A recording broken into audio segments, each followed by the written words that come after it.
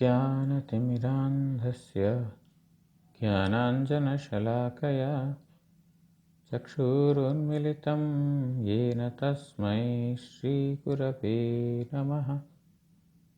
मूकं करोति वाचालं पङ्गुं लङ्घायते गिरिं यत्कृपातमहं वन्दे श्रीगुरुं दीनतारिणम्। नमो विष्णुपादाय श्रीगौरप्रियमूर्तये श्रीमते भक्तिवल्लभतीर्थगोस्वामिनामिने। नमो विष्णुपादाय रूपानुगप्रियाय च श्रीमते भक्तिदयितमाधवगोस्वामिनामिने। वाञ्छाकल्पतरुभ्यश्च कृपा सिन्धुभ्य एव च पतितानां पावनेभ्यो वैष्णवेभ्यो नमो नमः। श्रीकृष्ण चैतन्य प्रभु नित्यानंद श्री अद्वैत गदाधर श्रीवासादि गौरभक्तवृंद। हरे कृष्ण कृष्ण कृष्ण हरे हरे, हरे राम राम राम हरे हरे। सर्वप्रथम मैं परमारतम पतित पावन भगवत अभिन्न प्रकाश विग्रह भगवत ज्ञान प्रदाता और भगवान के सेवा में अधिकार प्रदानकारी परमाराध्य अस्मदीय गुरुपाद पद्म नित्यलीला प्रविष्टों विष्णुपाद ब्रह्महंस स्तोत्र सुत श्री श्रीमद् भक्ति वल्लभ तीर्थ गोस्वामी श्री गुरु महाराज जी के रातुल चरणों में अनंत कोटि साष्टांग दंडवत प्रणाम करते हुए उनकी अहेतु की कृपा का प्रार्थना करता हूँ। तत्पश्चात परमाराध्यम पतित पावन क्षमा गुणावतार नित्यलीला प्रविष्ट श्री श्रीमद् भक्ति दयित माधव गोस्वामी महाराज जो भगवान की सेवा में अधिकार प्रदान कर भगवान के नाम में रुचि प्रदान कर सकल जीवों के ऊपर वास्तविक करुणा का प्रकाश किया है, ऐसे उनके श्री चरणों में मैं अनंत कोटि साष्टांग दंडवत प्रणाम करते हुए उनके अहित की कृपा का प्रार्थना करता हूँ। परमारतम श्री परम गुरु महाराज जी के हरि कथा श्रवण करने वाले इच्छुक सज्जनवृंद, मातृवृंद, भक्तवृंद सबको मैं यथा योग्य अभिवादन करता हूँ, सबकी प्रसन्नता का प्रार्थना करता हूँ। तो हमारा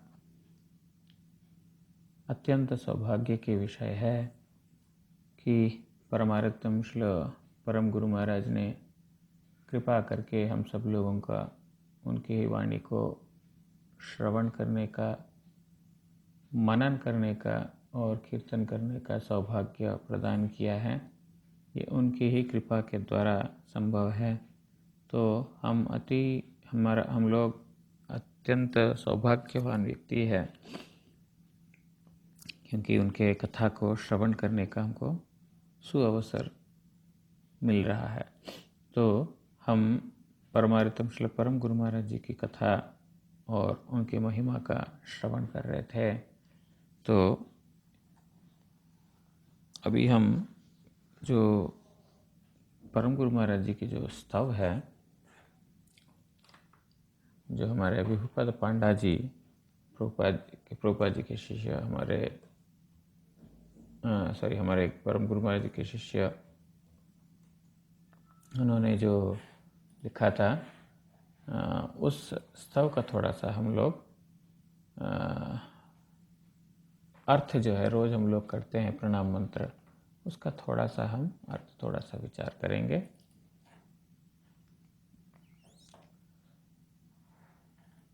बोलते हैं नमयों विष्णुपादाय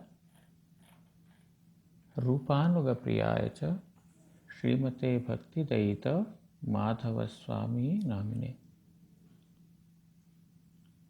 विष्णुपाद का मतलब क्या होता है? जो विष्णुपाद, भगवतपाद, प्रभुपाद, ये सब जो है भक्तों को सूचित करता है। एक तो भगवान का पाद मतलब भगवान के श्री चरण, भगवान के जो है चरणारविंद। भगवान के चरण कौन है? भगवान के चरण भक्त हैं। भगवान के चरणों की सेवा जब हम बोलते हैं, इसका मतलब है भक्तों की सेवा, क्योंकि भगवान के चरण भक्त ही हैं। तो इसीलिए नमयों विष्णुपादाय रूपानुगप्रियाय च, मैं वो विष्णुपाद माधव गोस्वामी महाराज उनको प्रणाम करता हूँ। वो कौन है? रूपानुग प्रिय हैं। जो रूपानुग भक्त जितने भी हैं, रूप गोस्वामी के अनुगत जितने भी भक्त उनके अत्यंत प्रिय हैं। रूप गोस्वामी हमारी परंपरा में जो मूल हैं, मूल मतलब जो हम सब लोगों को रूपानुग भक्त बोला जाता है, महाप्रभु ने जो शिक्षा दिया वो रूप गोस्वामी ने संपूर्ण रूप से उसको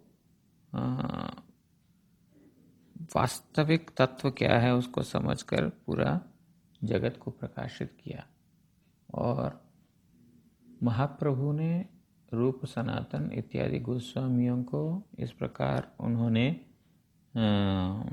उपदेश भी दिया कि तुम लोग भक्ति शास्त्र का प्रणयन करो। सत्शास्त्र शिक्षा क्या है उसको तुम लिखो, नाम प्रचार करो, लुप्त तीर्थ उद्धार करो और श्री विग्रह का प्रतिष्ठा करो। श्री विग्रह प्रतिष्ठा करके ये सब स्थिर चीज़ जो है स्थापित करो। तो इसलिए रूप गोस्वामी को महाप्रभु ने विशेष रूप से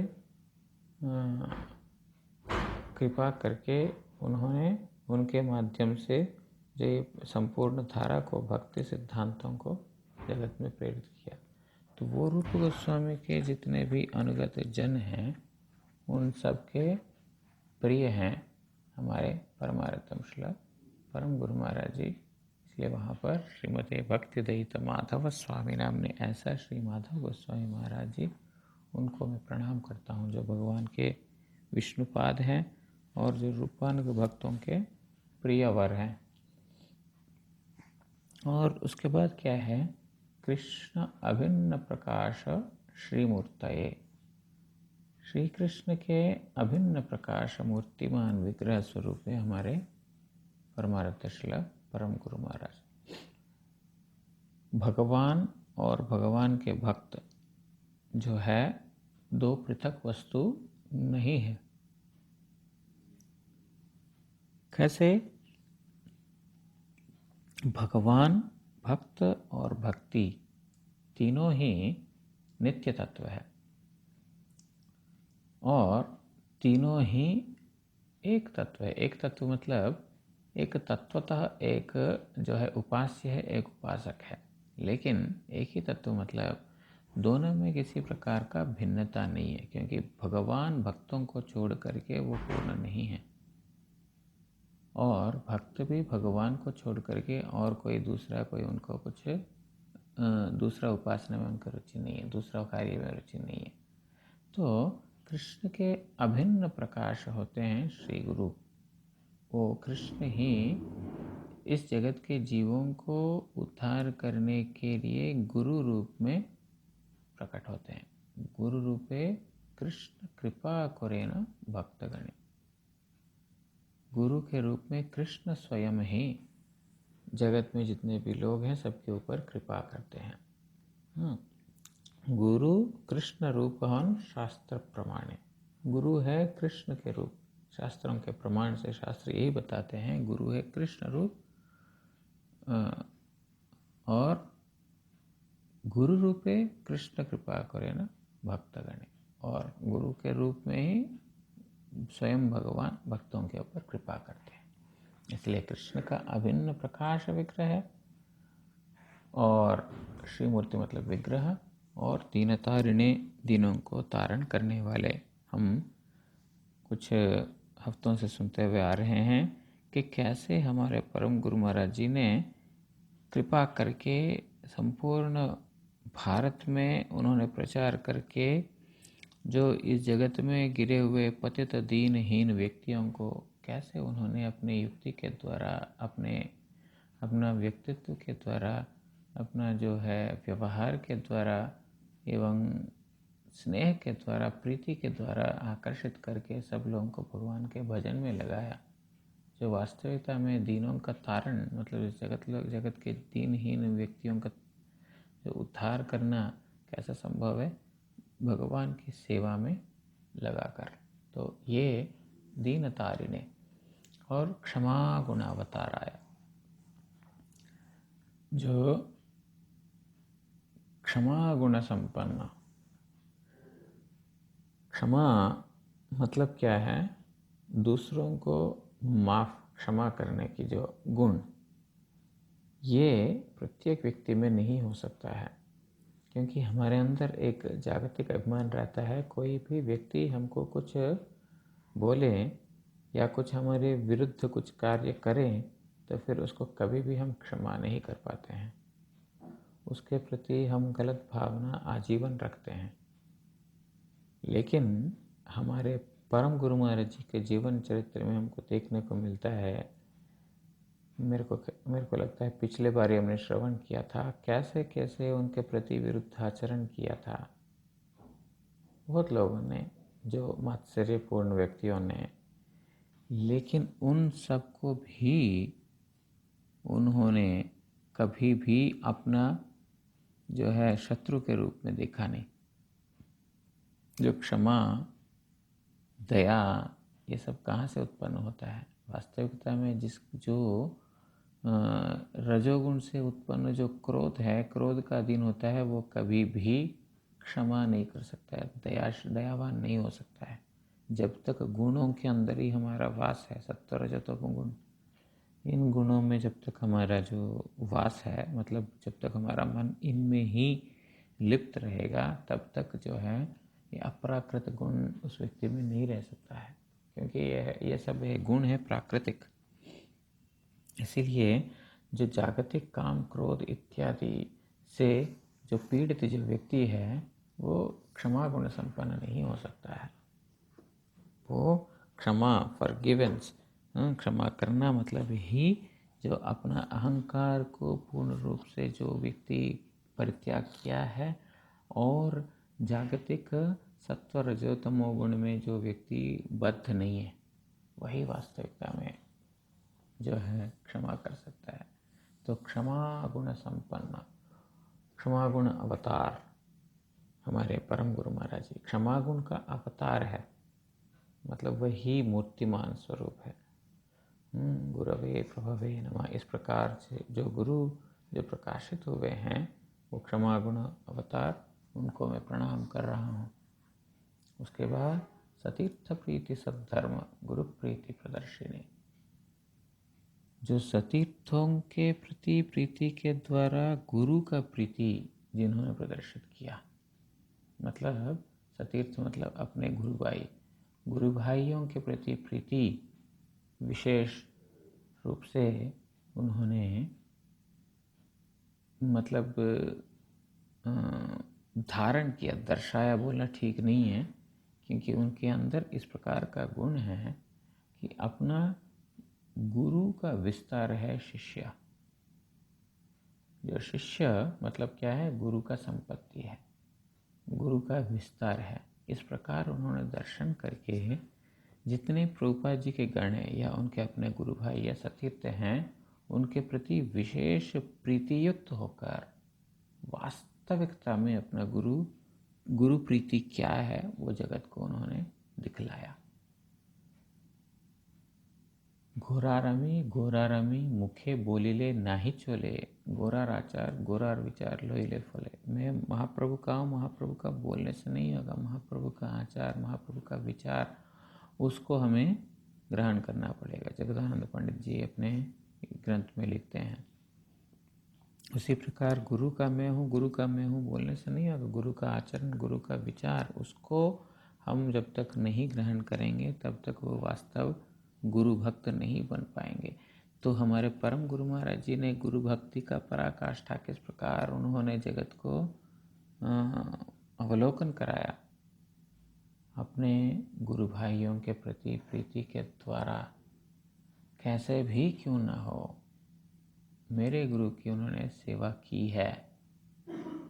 इस प्रकार इसके साथ जो है सबके प्रति प्रीति युक्त होकर गुरु प्रीति वास्तविकता में क्या है जगत को उन्होंने दर्शाया।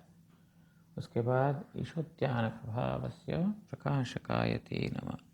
जो ईशोद्यान का जो वास्तव प्रभाव, वास्तव महिमा उन्होंने प्रकाशित किया। कैसे? जो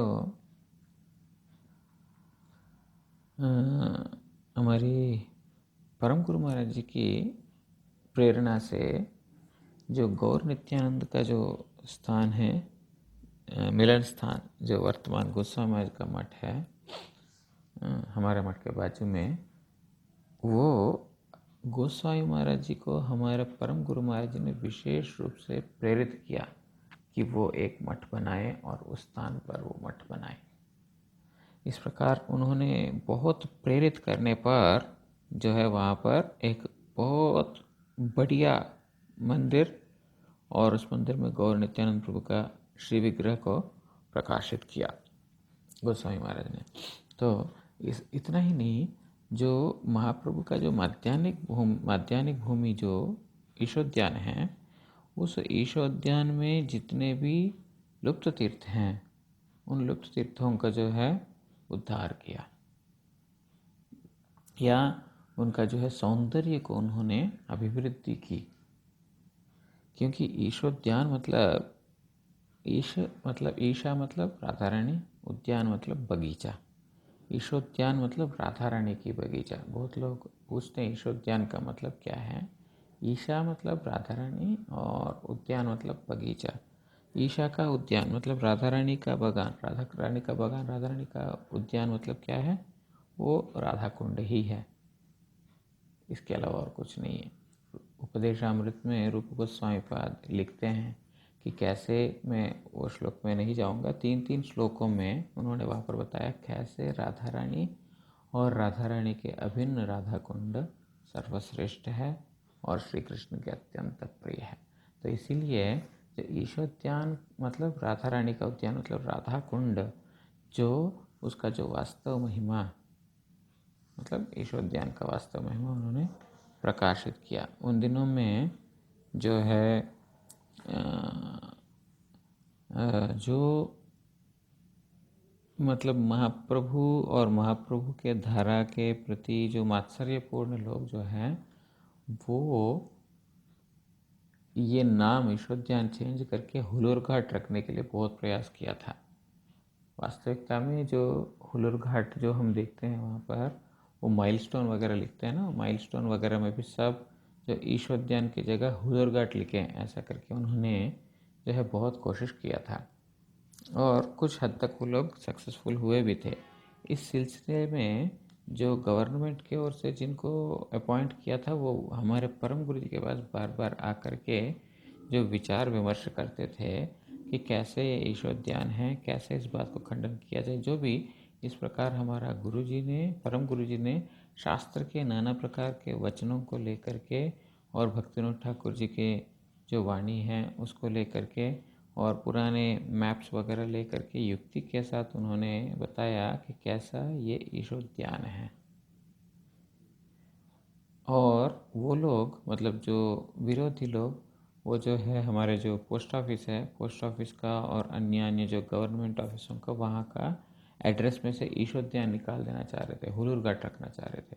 लेकिन हमारे परम गुरु जी की एक विशेष प्रचेष्टा से, उनकी जो है कार्य के द्वारा ये फाइनली उनका जो ये है संभवपर नहीं हुआ और ये ईशोद्यान रह गया। इस प्रकार ईशोद्यान में जितने भी लुप्त तीर्थ हैं उनको उद्धार करके उनका सौंदर्य अभिवृद्धि करने का और स्थान का महिमा को यथावत रूप में रखने का उन्होंने, हमारा परम गुरु जी ने बहुत प्रचेष्टा किया। इसलिए शोध्यान प्रभाव से प्रकाशकायते नमः। और श्री क्षेत्रे प्रभुपाद से स्थानोद्धार सुकीर्तये सारस्वत गणानंद संवर्धनायते नमः।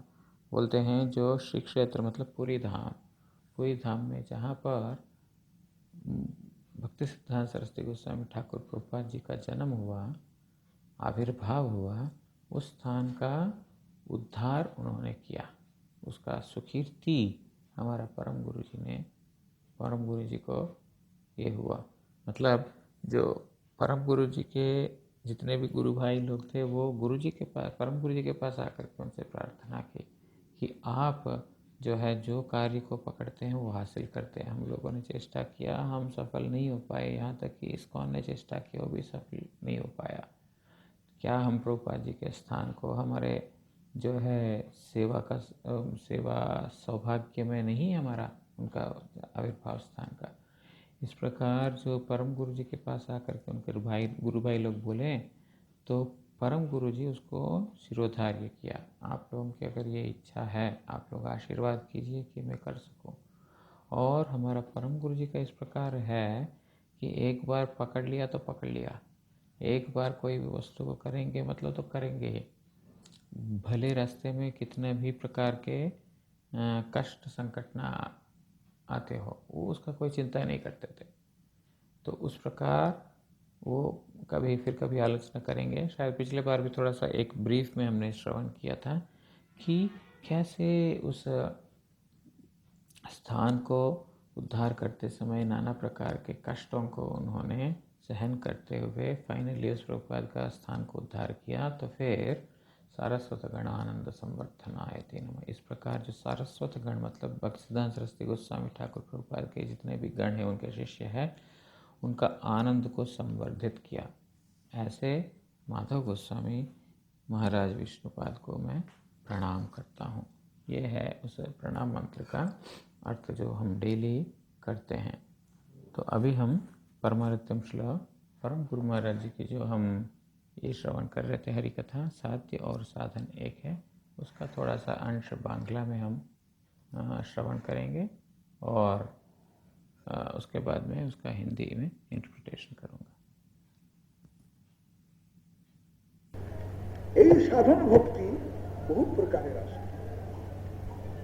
ভাগবতে 9 প্রকারের উল্লেখ করেছেন, তন্ত্রশাস্ত্রে 64 প্রকার উল্লেখ করেছেন। 64 প্রকার সাধন ভক্তি। সাধন ভক্তি বলে সেটাকে যখন জীবের মধ্যে নিজে একটা অন্যবিশ্বের রুচি থাকে, আকাঙ্ক্ষা থাকে, অথচ ভগবান ভজন করবার ইচ্ছা আছে, সে অবস্থায় যে সাধনের চেষ্টাটা, এটা সাধন ভক্তি, অর্থাৎ অনর্থযুক্ত অবস্থা, এটাকে সাধন ভক্তি বলে।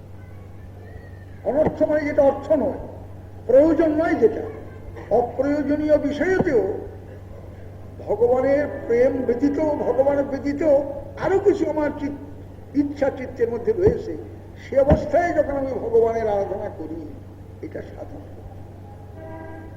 যদি ভক্তি করি সেটা সাধন ভক্তি। কিন্তু যখন আমার চিত্তের মধ্যে অন্য কোনো ভাব থাকবে না, কোন কামনী, প্রতিষ্ঠা, কর্ম, জ্ঞান, যোগ ইত্যাদি তপস্যা, সিদ্ধি টিদ্ধি এগুলো কোনো মতলব থাকবে না, যখন তখন সেটা হবে শুদ্ধ ভক্তি। সেই শুদ্ধ ভক্তির দ্বারা ভগবান প্রসন্ন হন এবং তাকে বশ করা যায়। অহং ভক্ত অপরাধী জটতন্ত্র বিবর্তিত সাধুবীর গ্রস্ত হৃদয় ভক্তির ভক্ত জগৎ। নারায়ণ বলছেন দুর্দশা যে আমি ভক্তির অধীন, কেন সেটা আমার জন্য থাকে। অহং ভক্ত অপরাধী, এটা আর কিছু করে না, আমার জন্য থাকে, আমিও তার জন্য থাকি। এই জন্য ভক্ত আমার অত্যন্ত প্রিয়। ভক্ত কত প্রিয় তোমাকে কি বলবো, দুর্বাসা। ভক্তির যারা, ভক্তের জন যারা, তারাও আমার প্রিয়। ভক্ত তো প্রিয়ই, ভক্তের জন যারা তারাও প্রিয়। नारायण दुर्दशा के पीछे नवम स्कंदे रिफरेंस। जय परमारत्तम श्री परम गुरु महाराज की जय। यहाँ पर हम श्रवण कर रहे हैं साध्य और साधन एक है इस विषय पर। पहले हमने श्रवण किया था कैसे भगवान ही सबका सृजन करता है, पालन करता है, रक्षा करता है और उनके द्वारा ही संपूर्ण विश्व पालित, रक्षित इत्यादि है। उसके बाद हमने श्रवण किया वैसे भगवान के साथ हमारा नित्य संबंध है। हमारा संबंध इस जगत के साथ नहीं है, यह है जड़। जड़ के साथ आत्मा का कभी भी संबंध नहीं हो सकता है। हमारा नित्य संबंध भगवान के साथ है। तो उस भगवान को प्राप्त करने के लिए कैसे किस प्रकार संभव होगा? तो अगर उस भगवान को हम अगर अपनी कोई चेष्टा के द्वारा प्राप्त कर सकें तो फिर वो भगवान भी साधारण हो जाएंगे। भगवान का जो भगवत्ता उसका संपूर्ण प्रकाश कैसे हो पाएगा? हम अपना कोई साधन के द्वारा, अपना कोई चेष्टा के द्वारा, अपना कोई बल के द्वारा प्राप्त कर पाएंगे? तो इसीलिए वहाँ पर जो भगवान को अपना साधन के द्वारा, अपना कोई बुद्धि के द्वारा प्राप्त करना असंभव है। तो उन भगवान को प्राप्त करने का उपाय क्या है? भगवान को प्राप्त करने का उपाय है भगवान स्वयं। भगवान स्वयं कैसे? भगवान ही कृपा करेंगे। भगवान जब दया करेंगे तब संभव है। तो फिर वो भगवान कृपा करेंगे तब जब भक्ति करेंगे तो, क्योंकि भक्ति है उनका अत्यंत प्रिय। भक्ति के द्वारा भगवान भक्त्या तुष्यति केवलम, भक्ति के द्वारा भगवान संतुष्ट होते हैं। तो जिनके ऊपर वो संतुष्ट होते हैं उनको वो कृपा करते हैं। इसीलिए वहाँ पर बोलते हैं कि भगवान को प्राप्त करने का उपाय है भक्ति। वो भक्ति हमारा वास्तव साधन है। तो यहाँ तक हमने श्रवण किया था। तो इस बार जो हम श्रवण करेंगे, जो अभी हमने थोड़ी देर पहले श्रवण किया था बांग्ला में, परम गुरु महाराज जी बोल रहे हैं ये साधन भक्ति, इसको बोलते हैं साधन भक्ति, जो जिसके द्वारा हम भगवान को प्राप्त करते हैं। तो भक्ति जो है एक बहुत प्रकार का है, लेकिन एक साधन भक्ति, एक भाव भक्ति, एक प्रेम भक्ति, इस प्रकार बताया जाता है। तो सर्वप्रथम जो हमारा संबंध ज्ञान को भगवान के साथ प्रतिस्थापित करने के लिए जो क्रिया है वो साधन भक्ति है। तो यह साधन भक्ति बहुत प्रकार का है। श्रीमद् भागवत में 9 प्रकार का भक्ति के बारे में बताया। तंत्र शास्त्र में 64 प्रकार का भक्ति के बारे में उल्लेख किया। तो साधन भक्ति किसको बोलते हैं? जब जीवों के अंदर भगवान को छोड़कर के अन्य विषयों में भी रुचि है, आकांक्षा है और साथ साथ भगवान का भजन भी कर रहे हैं, करने की इच्छा है, उस अवस्था में जो साधन का जो चेष्टा है वही साधन भक्ति है। मतलब भगवत इधर वस्तुओं में भी रुचि, आसक्ति, आकांक्षा है और साथ साथ भगवान की भक्ति करने की भी इच्छा है। उस दशा में जो साधन की चेष्टा है उसी को बोलते हैं साधन भक्ति। मतलब एक तरह से देखा जाए तो फिर ये एक अनर्थयुक्त अवस्था, अनर्थयुक्त अवस्था मतलब जो अनर्थ है, अनर्थों के साथ जो साधन भजन कर रहा है उसको बोलते हैं साधन भक्ति। तो अनर्थ मतलब क्या है? अनर्थ मतलब जो हमारा अर्थ नहीं है, जो हमारा प्रयोजन नहीं है, जो हमारा वास्तव प्रयोजन नहीं है, जो हमारा वास्तव अर्थ नहीं है। अर्थ मतलब प्रयोजन, यहाँ पर पैसा नहीं है, धन नहीं है। अप्रयोजनीय विषय वो है जो है अनर्थ।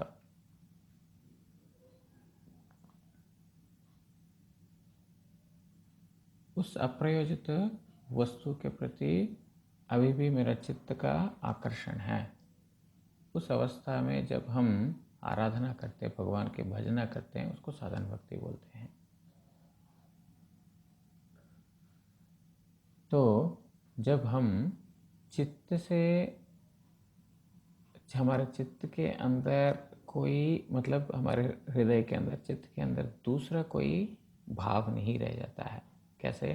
कनक कामिनी प्रतिष्ठा, कर्म, ज्ञान, योग, त्याग, तप, सिद्धि इत्यादि ये सब मतलब नहीं रहता जब हृदय में, तब उसको बोलते हैं शुद्ध भक्ति। एक साधना भक्ति, एक शुद्ध भक्ति। जब तक अनर्थ में हमारा ये है तब तक भगवान का भजन कर रहे हैं, वो तो साधन भक्ति है।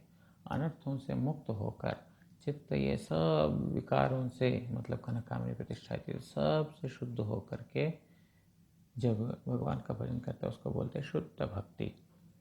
वो शुद्ध भक्ति के द्वारा भगवान प्रसन्न होते हैं। इसके द्वारा भगवान वशीभूत हो जाते हैं।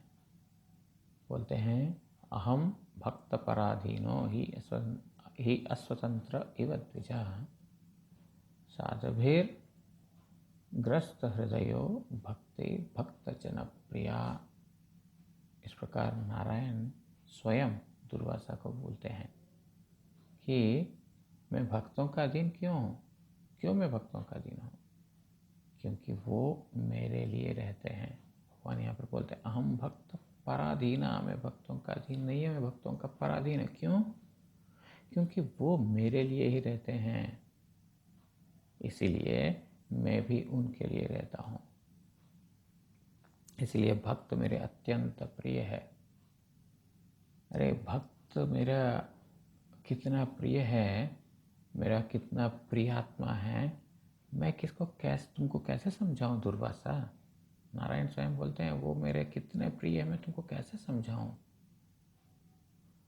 अरे भक्तों को छोड़ दो, भक्तों के जो जन हैं, भक्तों के जो भक्त हैं वो भी मेरे लिए प्रिय हैं।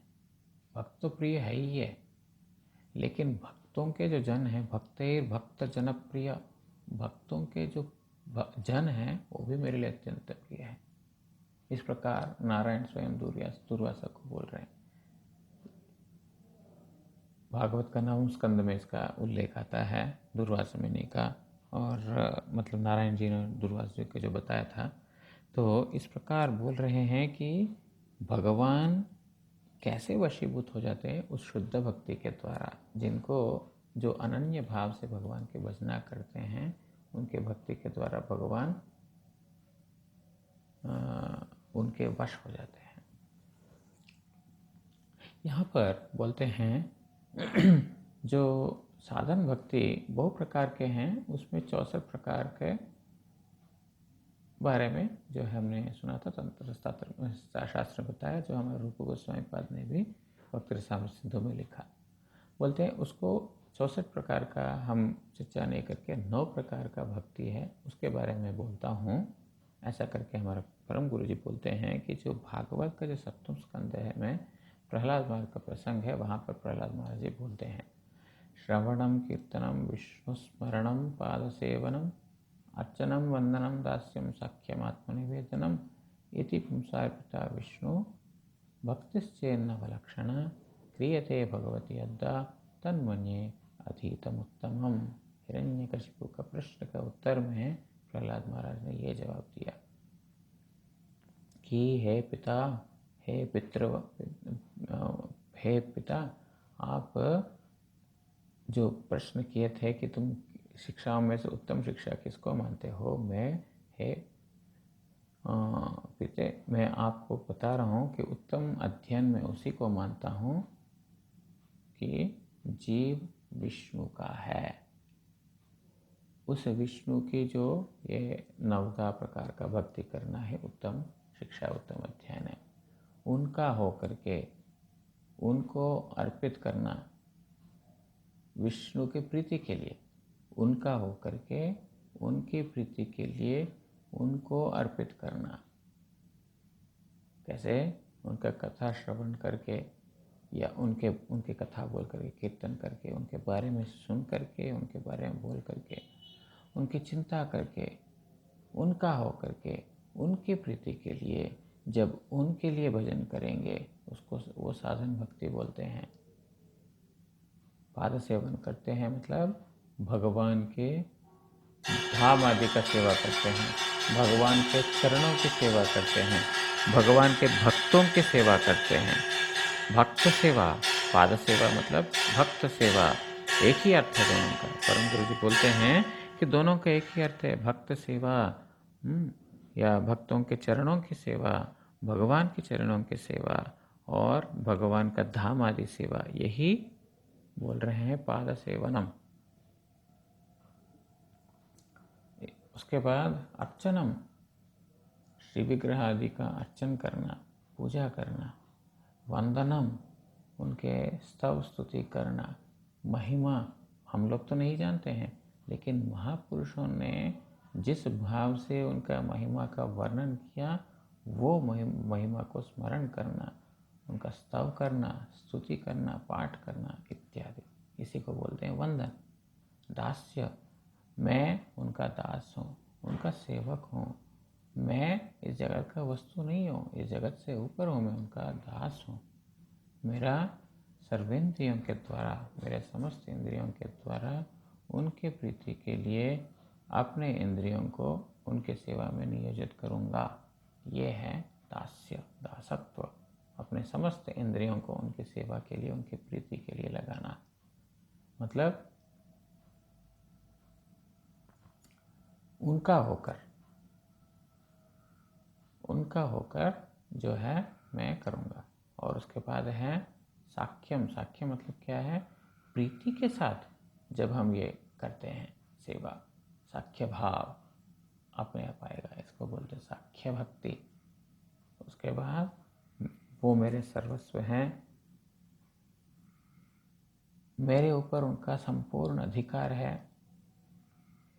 इस विचार से अपने आप को संपूर्ण रूप से उनको निवेदित करना है।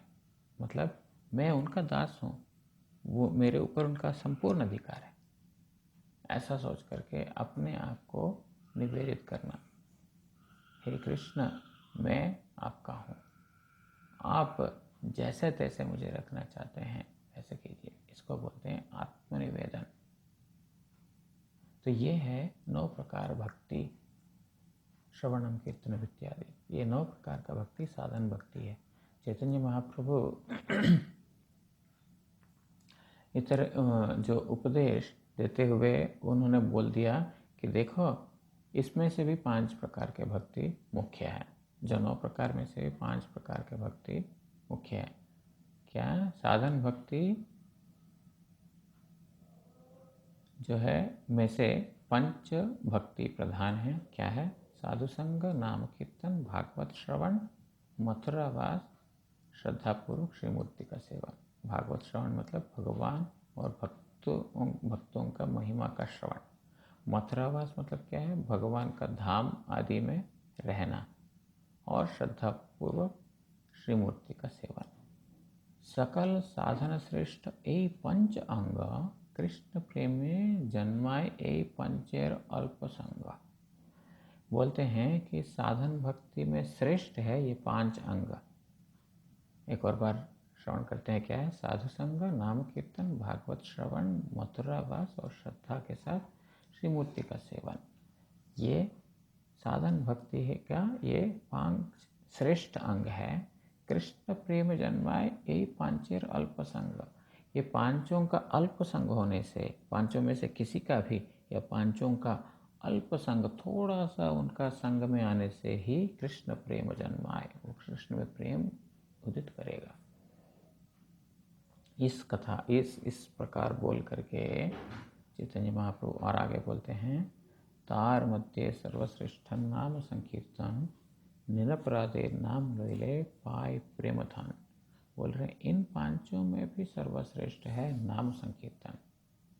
निरपराध युक्त होकर, मतलब अपराध शून्य होकर नाम ग्रहण करने से प्रेम प्राप्त होगा। यहाँ पर निरपराध क्यों बोल रहे हैं? इसीलिए बोल रहे हैं क्योंकि हमारा अपराध होता है। अपराध हमारे बहुत होते हैं। क्यों होते हैं? क्योंकि बद्ध जीव है ना हमारा इस जगत में आकांक्षा है, इस जगत में हमारा अभिमान है, इसकी वजह से अपराध होते हैं। वही अपराधों का कारण है। अगर ये सब अपराध जब चले जाएंगे तब हमारा दृढ़ता आएगी भजन में। दृढ़ता जब आएगी तब जो है ये सब अपराध, दृढ़ता निश्चित रूप से भगवान का कृपा को प्रार्थना करना है। निश्चित रूप से मुझे भगवान के प्राप्ति का यही उपाय है। इस प्रकार दृढ़ता आने से जो है ये धीरे धीरे धीरे सब अनर्थ जो है चले जाएंगे। इसीलिए हमारे लिए प्रयोजन है साधु संग। साधु संग साधु संग सर्वशास्त्रिकाय, लव मात्र साधु संग सर्व सिद्धि हाय। क्यों? थोड़ा सा भी साधु संग करने से हमारा जो सर्व सिद्धि प्राप्त होगा। क्यों बोल रहे हैं? बोलते हैं संगात संजायते काम, गीता का श्लोक परम गुरु जी बोलते हैं संग के द्वारा प्रवृत्ति उदित होता है। सताम प्रसंगा मम वीर्य संविदो भवन्ति हृत्कर्ण रसायन कथा तज्जोष्ण स्ववर्गवत्मनि श्रद्धा रतिर्भक्ति अनुक्रमिष्यति। इस प्रकार बताया यहाँ पर। साधु संग में साधुओं के पास प्रसंग, साधुओं का प्रसंग, साधुओं का गुण और उनके पास रह करके भगवान का गुण, भगवान का महिमा श्रवण करना पड़ेगा। उनके साथ शरीर के साथ शरीर एकदम चिपका के रखने से नहीं होता है। वो वास्तविक साधु संग नहीं है। वास्तव साधु संग करना पड़ेगा। वास्तव साधु संग क्या है? संग का मतलब बोलते हैं सम्यक गमन और अनुसरण। सम्यक गमन और अनुसरण। साधु का सम्यक वस्तु के पास जाकर के उनका अनुसरण करना, साधु का सम्यक अनुसरण मतलब वास्तविक अनुसरण, अनुकरण नहीं, इमिटेशन नहीं, फॉलो। उससे संग होता है। संगात संजायते काम, उस संग के द्वारा काम उदित होता है। किस प्रकार का काम? जगत का काम नहीं। साधु संग से क्या काम उदित होगा? जगत के जीवों के साथ संग करेंगे तो जगत का काम। साधु संग करेंगे संगात संजायते काम, काम भगवान के प्रति प्रेम, प्रीति, भाव, ये सब उदित होगा।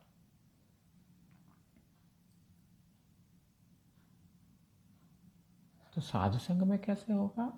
बोलते हैं सताम प्रसंगाम वीर्य संविदो। साधु संग, साधु लोग जो है हमेशा मेरे वीर्यवती महिमा का वर्णन करते रहते हैं। तब जो है उनके साथ रहेंगे तो भगवान की महिमा हमको बोध होगा, हमको पता चलेगा। नहीं तो नहीं होगा। वो साधुओं के पास नहीं जाएंगे तो फिर भगवान का महिमा का हमको वास्तव अवगाहन ज्ञान नहीं प्राप्त हो सकता है।